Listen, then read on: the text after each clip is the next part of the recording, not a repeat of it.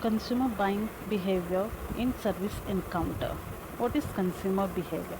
Consumer decisions making varies with the type of buying decision.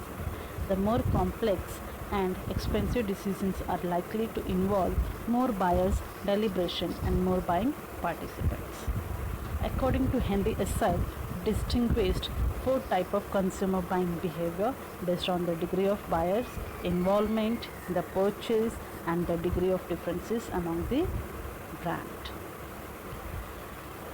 The first type is complex buying behavior. Complex buying behavior क्या होता है ये पढ़ लेते हैं. The consumers go through complex buying behavior when they are highly involved in a purchase and aware of significant differences existing among brands. Consumers are highly motivated in a purchase when it is expensive, bought infrequently, risky, and highly self-expressive. Typically, the consumer doesn't know much about the product category and has much to live in. In the case of marketer should follow the following strategies. The marketer of a high involvement product must understand the information gathering and evaluation behavior of high involvement consumer. The marketer needs to develop strategies that assist the buyer in learning about the attribute of the product class. Third strategy is the marketer needs to differentiate the brand features, use print media to describe the brand benefits. Second type of buying behavior is dissonance reducing buying behavior. The consumer is highly involved in a purchase but sees little differences in the brand. The high involvement is again based on the fact that the purchase is expensive, infrequent, and risky. For example, carpet buying is a high involvement decision because carpeting is expensive and self-expressive. Yet, the buyer may consider most carpet brand in a given price range to be the same. Third type of buying behavior is habitual buying behavior. Many products are bought under conditions of low consumers' involvement and the absence of significant brand differences. A good example is the purchase of salt. Consumer have little involvement in the product category. They go to the store and reach for the brand. If they keep reaching for the same brand, it is out of habit and strong brand loyalty. There is good evidence that consumers have low involvement with the most low cost, frequently purchased product. And the last type of buying behavior is variety seeking buyers behavior. Some buying behavior situations are characterized by the low consumers involvement but significant brand differences. For example, in case of shampoo, the consumer simply likes a particular brand of shampoo, purchases it without much evaluation, and the level of satisfaction attained on consumption will determine the whether they will be going in for repeat purchase or they might try out a new brand. तो ये आपके 4 type थे, जहाँ पे first जो type था वो आपको बताता है कि आप जब कोई भी चीज़ खरीदने जाते हो तो आपके लिए बहुत ही ज़्यादा ही इन्वॉल्वमेंट होना ज़रूरी होता है कंज्यूमर बाइंग बिहेवियर में, क्योंकि वहाँ पे बहुत सारे कंज्यूमर्स ऐसे आते हैं जो कि डिसाइडेड नहीं होते कि हमको ये प्रोडक्ट लेना है, तो आपको उनको मोटिवेट करना होता है. तो ये आपका पहला टाइप था. सेकेंड टाइप में ये था कि जो कंज्यूमर है उनका इन्वॉल्वमेंट और उनका जो सिलेक्शन है किसी भी प्रोडक्ट को लेके ख़रीदने के लिए, तो वो उनका इन्वॉल्वमेंट ज़्यादा होना चाहिए, क्योंकि वो उतना ज़्यादा ही क्या होता है, रिस्की होता है. परचेज़ जो कर रहे हैं वो भी कॉस्टली पड़ रहा है और जो सर्विस है उसकी वो भी कॉस्टली है. तो एग्जांपल मैंने आपको दिया था कारपेट का. थर्ड एग्जांपल था habitual buying behaviour. Habitual buying behaviour मतलब जो हम डेली कंज्यूमर परचेज़ करता है। जैसे कि एग्जांपल दिया था सॉल्ट का, तो सॉल्ट जो है, सॉल्ट में भी बहुत सारे ऑप्शंस हैं जो कि कंज्यूमर जा सकता है, लेकिन बेस्ट कौन सा है, और एक ही प्राइस में अगर सब चीज़ मिल रहा है तो कोई भी कंज्यूमर क्या करेगा, बेस्ट प्रोडक्ट के लिए ही जाएगा। ये आपका थर्ड पॉइंट था। और लास्ट जो पॉइंट था वो था variety seeking buyers behaviour type. तो यहाँ पे क्या होता है, एग्जांपल आपको शैम्पू का दिया गया, जहाँ पे कंज्यूमर जो है क्या करता है, ब्रांड से इन्वॉल्व होता है, मतलब उसने जो ब्रांड यूज़ किया है उसको वही ब्रांड चाहिए होता है। कोई भी कंज्यूमर या कोई भी कस्टमर जो है अपना ब्रांड स्विच नहीं करता है, तो वो ज़रूरी है। ओके, तो अब पढ़ते हैं कि जो सर्विस एनकाउंटर है वो कैसे मैनेज किया जाएगा। तो सर्विस एनकाउंटर आप मैनेज कर सकते हो कैसे, कस्टमर से डायरेक्टली इंटरेक्ट करके, उनको जो है आप अपना सर्विस कस्टमर को जो है इंटरेक्ट कराओ अपने एम्प्लॉयज़ से, ताकि वो उनसे अट्रैक्ट हो और जब उनको कोई प्रोडक्ट चाहिए तो वो उनसे पूछ सके। उसके बाद जो है वो है क्रिटिकल इंसिडेंट। क्रिटिकल इंसिडेंट मतलब जो आपके पास जो कस्टमर आते हैं, आप उनको क्या करो, अपने एम्प्लॉयज़ के हेल्प से जो प्रोडक्ट लेके जा रहे हैं, जो परचेजिंग वो कर रहे हैं, उसमें उनको सेटिस्फाइड करो, रिजनेबल प्राइस दे के, रिजनेबल क्वान्टिटी प्रोवाइड करके। उसके बाद नेक्स्ट पढ़ते हैं जो कि है, आप क्या कर सकते हो, किसी भी कस्टमर को सर्विस प्रोवाइड करने के लिए आप उनको पर्सनली कॉन्टैक्ट नंबर ले सकते हो और उनको पर्सनली कॉन्टैक्ट करके सर्विस प्रोवाइड कर सकते हो। अगर फॉर एग्जांपल किसी कस्टमर को नहीं पता है तो आप उनको क्या कर सकते हो, ट्रेनिंग दे सकते हो, अच्छे से बता सकते हो कि आप इस प्रोडक्ट को ऐसे यूज़ करोगे तो आपके लिए बेनिफिशियल है ये। उसके बाद अगर कोई कस्टमर जो है ऐसा सोच के आ रहा है कि हमको ये प्रोडक्ट लेना है और वो प्रोडक्ट वहाँ पे अवेलेबल नहीं हो रहा है तो वो चला जाता है, बट आप एज अ एम्प्लॉय आपको क्या करना है, उस कस्टमर्स को मोटिवेट करना है कि ये प्रोडक्ट भी आप अगर लेते हो तो ये प्रोडक्ट या ये प्रोडक्ट जो है ये आपको अच्छी सर्विस प्रोवाइड करती है, तो आपके पास वो बिहेवियर होना चाहिए। आप बैडली बिहेव मत करो, जो कि अगर बैडली आप बिहेव करोगे तो आपको प्रॉब्लम हो सकता है। उसके बाद है, अगर कोई कस्टमर जो है पढ़ा लिखा नहीं है, अगर उसको प्राइस नहीं समझ में आ रहा है या कितने मिली लीटर का है या ऐसा कुछ भी इशू हो रहा है, तो एम्प्लॉयज़ का काम है कि वो अपने प्रोडक्ट के बारे में कस्टमर को क्लियरली समझाए और जो कस्टमर चाहता है वो उसको अच्छे से एक्सप्लेन करे। नेक्स्ट पढ़ते हैं परचेज़ प्रोसेस फॉर सर्विस। अब परचेज़ प्रोसेस क्या है, तो आप पहले तीन स्टेज दिया हुआ है आपको यहाँ पे। तो पहला क्या है, प्री परचेज स्टेज।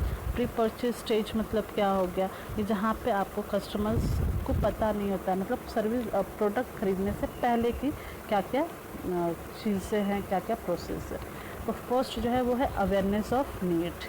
तो आप जब मार्केट में कोई भी प्रोडक्ट लाते हो तो ये आपको पता होना चाहिए कि कस्टमर्स तक कैसे पहुँचेगा और कस्टमर को कैसे समझेगा कि ये जो प्रोडक्ट है उनके लिए बेनिफिशियल है। उसके बाद अब दूसरा प्रोसेस जो है वो है इंफॉर्मेशन सर्च। आप क्या कर सकते हो, इंफॉर्मेशन जो है पता लगा सकते हो, ढूंढ सकते हो कि हाँ ये प्रोडक्ट जो है वो कैसे बेनिफिशियल है या कैसे यूसेज करना है करके, या किस रेंज पे अवेलेबल है। लास्ट जो है वो है evaluation of alternative service supplier. आपको देखना है कि ये स्पेसिफिक प्रोडक्ट जो है वो कहाँ से हमको मिल सकता है या कहाँ पे इजीली अवेलेबल है, क्योंकि हर चीज़ हर जगह अवेलेबल नहीं होती है। ओके, फिर आते हैं सेकंड स्टेज पे, जो कि है service encounter stage. Service encounter stage मतलब जहाँ पे आपको क्या करना होता है, सप्लायर सिलेक्ट करना होता है और उनको रिक्वेस्ट करना होता है कि आप हमारा ये प्रोडक्ट जो है वो क्या करो, सेल करो या बेचो करके। उसके बाद है सर्विस डिलीवरी। जब आप प्रोडक्ट दे देते हो, कस्टमर तक पहुंच जाता है, तो फिर आपको क्या करना है, उस पर सर्विस प्रोवाइड करना पड़ता है।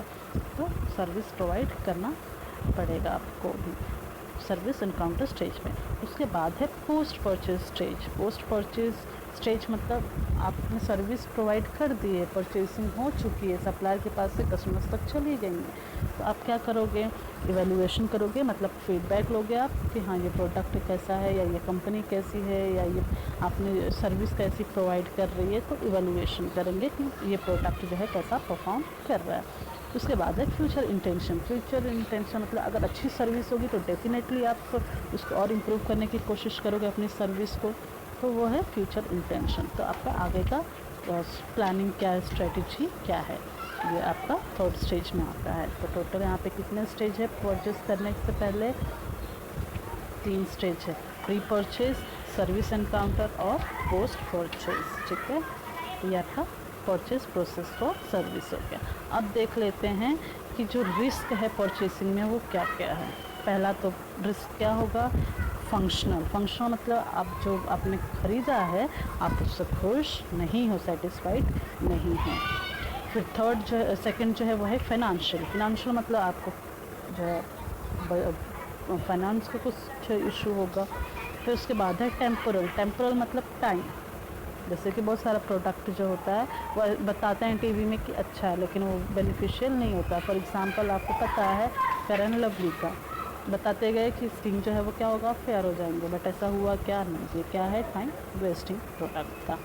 उसके बाद है फिज़िकल मतलब क्या हो गया कि जैसे जो प्रोडक्ट है वो उसकी सर्विस कैसी हो रही है, उसकी डिलीवरी कैसी हो रही है, पैकेजिंग कैसी हो रही है, डैमेज तो नहीं हो रहा है, या जो बोल रहे हैं वो कर नहीं रहे हैं क्या, ऐसा कुछ। उसके बाद है साइकोलॉजिकल मतलब जैसे कि कस्टमर्स जो हैं प्रोडक्ट यूज़ करने से पहले डरते हैं। ऐसा बहुत सारा प्रोडक्ट होता है जैसे कि फेयर लवली पहले लोगों को ट्रस्ट था कि हाँ हम इसको यूज़ करेंगे तो हम फेयर हो सकते हैं, बट अब किसी को शायद ट्रस्ट नहीं होगा क्योंकि उनको अब पता चल गया है कि प्रोडक्ट जो है वो यूज़फुल उनके लिए नहीं है, उनका स्किन का कॉम्प्लेक्शन चेंज होने वाला नहीं है।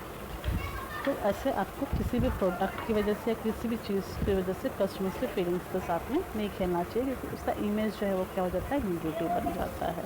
उसके बाद है सोशल मतलब क्या हो गया कि ये प्रोडक्ट अगर हम मार्केट में देते हैं या हम ये सर्विस प्रोवाइड करते हैं तो लोग क्या सोचेंगे, थिंकिंग क्या होगा, कैसा रिएक्शन होगा कस्टमर्स का या सप्लायर्स का, तो वो है सोशल। उसके बाद है सेंसरी मतलब क्या हो गया कि जो प्रोडक्ट है उस पर लोगों का रिएक्शन कैसा होगा, या वो मतलब हम ऐसा फालतू में क्या ऐसा सर्विस दे रहे जो नहीं देना चाहिए करके। ठीक है, तो ऐसा कुछ स्लोगन वगैरह नहीं रखना चाहिए, ऐसा कुछ बोलना नहीं चाहिए जो कि आपके प्रोडक्ट के लिए बाद में चल के क्या हो जाएगा, प्रॉब्लम क्रिएट करे। उसके बाद नेक्स्ट आते हैं factors that influence customers expectations of service. तो फर्स्ट क्या है, पर्सनल नीड। कस्टमर जो है वो क्या करता, जो सर्विस है वो क्या करता है, पहला फैक्टर क्या है, तो वो है पर्सनल नीड मतलब क्या हो गया कि जब आप कोई भी सर्विस प्रोवाइड करते हो तो वो देखना आपका ज़रूरी है कि इस सर्विस की ज़रूरत क्या है, ये सर्विस जो है वो कैसे प्रोवाइड की जाएगी करके। ओके, सेकेंड है believes about what is possible. उसके बाद है परसिव्ड सर्विसेज अल्टरेशन के सिचुएशनल फैक्टर। ये फैक्टर्स आप बहुत ही अच्छे तरह से अवेयर हो तो ज़्यादा एक्सप्लेनेशन की आपको ज़रूरत नहीं है। नेक्स्ट पढ़ लेते हैं components of customer expectations. Customers expectations के क्या क्या तरीके हैं, ये क्या क्या चाहता है। तो फर्स्ट क्या है, डिज़ायर्ड सर्विस लेवल। उनको सर्विस अच्छी चाहिए जब आप उनको कोई भी प्रोडक्ट देते हो तो। उसके बाद है adequate service level. Adequate service level मतलब जो सर्विस दिया गया है वो कम से कम खर्चे में हो। उसके बाद है predicted service level. Predicted service level मतलब जब आप प्रोडक्ट उनको डिलीवर करते हो जो टाइम दे रहे हो तो उसी टाइम पे आप उनको क्या करो, डिलीवरी कर दो। फिर नेक्स्ट है zone of tolerance. Zone of tolerance मतलब क्या हो गया कि आपने जो रेंज प्रोवाइड की है, फॉर एग्ज़ाम्पल आप उनको बता रहे हो कि ये 499 का है, तो अगर वो कस्टमर रेडी हो जाता है 499 लेने के लिए तो आप उस पर 1 भी रुपये एक्स्ट्रा चार्जेस मत लो, या उनको अब बताते हो कि हाँ ये सर्विस मिलेगी तो वो सर्विस प्रोवाइड करो, वो सर्विस को आप डिले नहीं कर सकते हो या कैंसिल नहीं कर सकते हो। ठीक, तो नेक्स्ट पढ़ लेते हैं जो कि है आपका कि इवैल्यूएशन कैसे होता है। तो पहला है सर्च एट्रीब्यूट। सर्च एट्रीब्यूट बताया मैंने आपको, किसी भी प्रोडक्ट को ख़रीदने से पहले आपको क्या करना चाहिए, पता करना चाहिए। उसके बाद आप अगर ख़रीद ले रहे हो तो आपका एक्सपीरियंस पता चलता है कि हाँ ये प्रोडक्ट जो है वो कैसा है। फिर उसके बाद लास्ट वाला जो है वो है क्रेडेंस एट्रीब्यूट। क्रेडेंस एट्रीब्यूट मतलब कि जो फीचर्स है प्रोडक्ट का कंज्यूम करने का, या कैसे लेना है या कैसे यूज़ करना है ये। ओके, नेक्स्ट पढ़ लेते हैं how product attributes affect ease of evaluation. जो एट्रीब्यूट है प्रोडक्ट का वो कैसे इवैल्यूएशन पे इफ़ेक्ट करता है। ठीक है। तो इवैल्यूएशन जो है वो इजी है और डिफ़िकल्ट है। जैसे कि मोस्ट ऑफ द गुड्स क्या कर सकते हैं हम लोग, इजीली प्रोवाइड कर सकते हैं, सर्विस भी अच्छी दे सकते हैं, या बहुत सारे ऐसे हैं जिसकी सर्विसेज क्या होती हैं, बहुत ही ज़्यादा डिफ़िकल्ट होती हैं प्रोवाइड करना, और कांटेक्ट करना कस्टमर से हमारे लिए क्या हो जाता है, डिफ़िकल्ट हो जाता है। ठीक है, तो हम क्या कर सकते हैं, ज़्यादा से ज़्यादा सर्विस अगर हमको प्रोवाइड करना है तो हमको कस्टमर से हाई कांटेक्ट रखना पड़ेगा, जिससे हमारा स्किल्स या हम पब्लिक से रिलेशन मेंटेन कर पाएंगे, और अट्रैक्शन हो पाएगा हमारा डायरेक्टली किसी भी कस्टमर से, वर्कर से, एम्प्लॉयज़ से, जिससे हमको कस्टमर्स का व्यू पता चलेगा कि हाँ, हम कस्टमर्स हमसे क्या क्या चीज़ें चाहता है करके।